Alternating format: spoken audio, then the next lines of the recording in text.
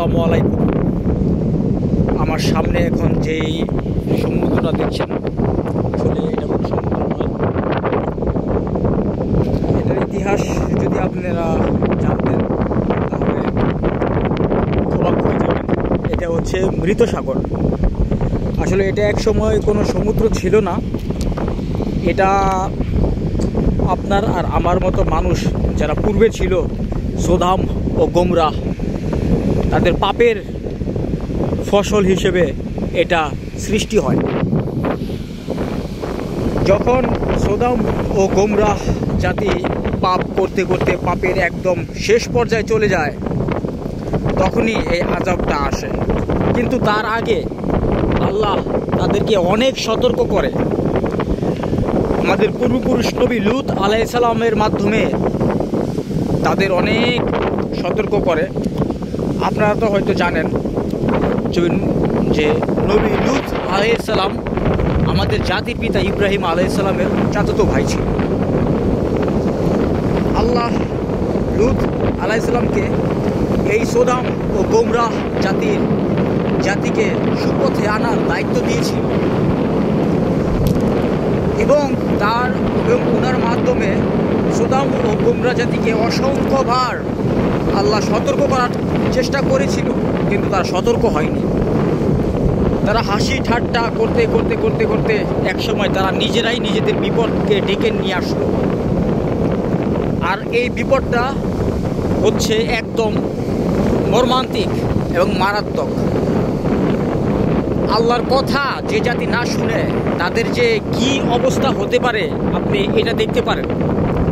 এই মৃত সমুদ্র আপনি দেখতে পারেন, তাহলে আপনি বুঝতে যাবেন যে আল্লাহ যে কতটুকু ভয়ানক হলে কত বড় শাস্তি দিতে পারে। এটা তো কিছুই না, এর চাইতে বড় বড় শাস্তি আছে। এর চাইতে বড় বড় শাস্তি দুনিয়ার বুকে কত মানুষ পেয়েছে আমি জানি না, এই কত বড় শাস্তি পেয়েছে। কিন্তু আমার চোখের সামনে একটা জাতি, একটা এই যে বিরান মরুভূমি, সবুজে সুফলা জায়গা যে একটা সাগরে পরিণত হতে পারে আল্লাহর ক্রোধে, এটা হ্যাঁ শুনেছি আমি, কিন্তু এটা দেখার পর আমি বুঝতে পারলাম যে আল্লাহর শাস্তি কত বড় এবং ভয়ানক হতে পারে। তো ইনশাআল্লাহ সবাই ভালো পথে থাকার চেষ্টা করবেন, আমিও ইনশাআল্লাহ ভালো পথে থাকার চেষ্টা করি। তো দেখুন এই যে সমুদ্রটা যে কত বিশাল, তাই না? আসলে এটা কিন্তু কোনো সমুদ্র না। আপনি যদি এই সমুদ্রে দাঁড়িয়ে থাকেন এবং 1 মিনিট নীরবতার সাথে এই সমুদ্রটাকে বোঝার চেষ্টা করেন, তাহলে আপনি এই সমুদ্রের ভাষা বুঝতে পারবেন। এই সমুদ্র আপনাকে ধিক্কার জানাবে, বলবে তোমাদের মতো মানুষের কারণে আজকে আমার এই অবস্থা। আমার এই অবস্থার জন্য দায়ী হচ্ছে শুধু তোমরা মানুষরা, কারণ তোমরা আল্লাহ রবের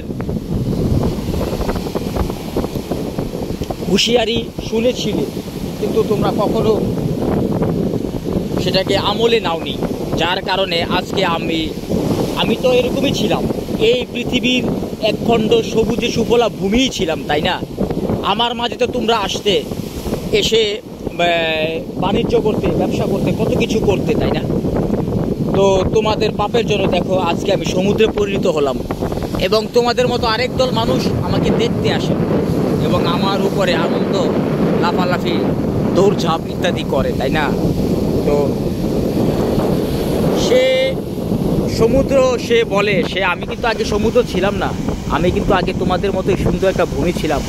আমার এখানে আরবরা ব্যবসা করতে আসতো, আজ এই আরবরাই আমাকে দেখতে আসে আমার কি অবস্থা, তাই না? তো সোদাম ও গোমরাহ জাতির কিছু মানুষ আজও আমাদের সমাজে বেঁচে আছে, তারা এখনও সে পাপটা করে থাকে। তারা হয়তো দেখেনি যে সোদাম ও গোমরাহ জাতির কি পরিণত হয়েছে। তারা আজকে সমুদ্রে পরিণত হয়ে গেছে।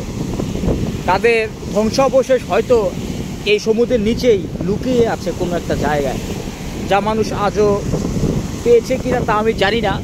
কিন্তু আসলে এই সাগরটা দেখলে আপনি আটকে উঠবেন, আপনি থমকে যাবেন যে এত ভয়াবহ কোনো জাতির পরিণত হতে পারে, এটা না দেখলে কখনো বিশ্বাস করা যায় না।